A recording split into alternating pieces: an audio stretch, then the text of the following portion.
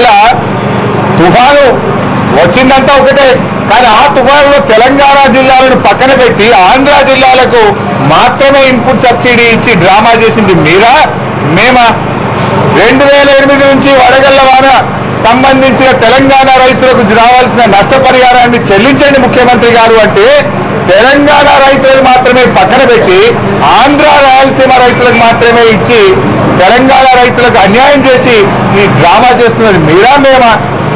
ఇలా ప్రజలు గమనిస్తా ఉన్నారు.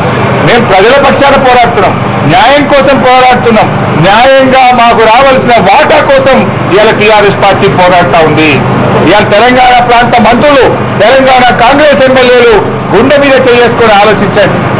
కనీసం ఇవాళ ఈ రకంగా ఒక ముఖ్యమంత్రి వ్యవహరించే తీరునా?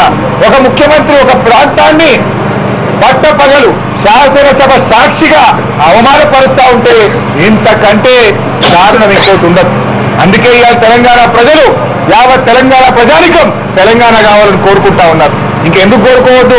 శాసనసభ సాక్షిగా తెలంగాణ ఎమ్మెల్యేలను అవమానపరుస్తూ, శాసనసభ సాక్షిగా ఈరోజు తెలంగాణ ప్రాంతానికి రావాల్సిన నష్టపరిహారం ఇవ్వకుండా మొండి చేయి చూపుతా ఉంటే ఎందుకు ఇంకా ఈ రాష్ట్రంలో కలిసి ఉండాలి?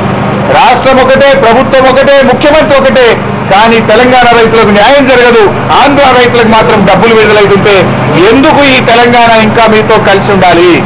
ఇందుకోసమే తెలంగాణ రాష్ట్రం అడుగుతాం. మాకు ఆత్మ గౌరవం లేదు, మాకు కనీస మర్యాద లేదు, కానీ రావాల్సిన న్యాయమైన వాటా కూడా ఇవ్వనటువంటి ఈ ప్రభుత్వం డెఫినెట్ గా తెలంగాణ ప్రజలు తగిన గుణపాఠం చెప్తారు. ఈ ప్రభుత్వానికి ఎప్పుడు ఎన్నికలు వచ్చినా తెలంగాణ ప్రజలు తెలంగాణ ప్రాంతంలో గుణపాఠం చెప్పేది ఖాయం. ఈరోజు ఎప్పుడు కూడా ముఖ్యమంత్రులు చాలా మందిని చూసినాం, కానీ ఈ రకంగా అవమానపరచడం, ఈ రకంగా అవహేళన చేయడం, ఈ రకంగా బుల్డోజ్ చేసేటువంటి ముఖ్యమంత్రులను ఎప్పుడు కూడా చూడలేదు. దీన్ని చాలా తీవ్రంగా ఖండిస్తా ఉన్నాం. లోపల ముఖ్యమంత్రి గారిని కలిసినప్పుడు కూడా మా తీవ్రమైనటువంటి నిరసనను కూడా వారి వ్యాఖ్యల పట్ల మేము తెలియజేయడం జరిగింది.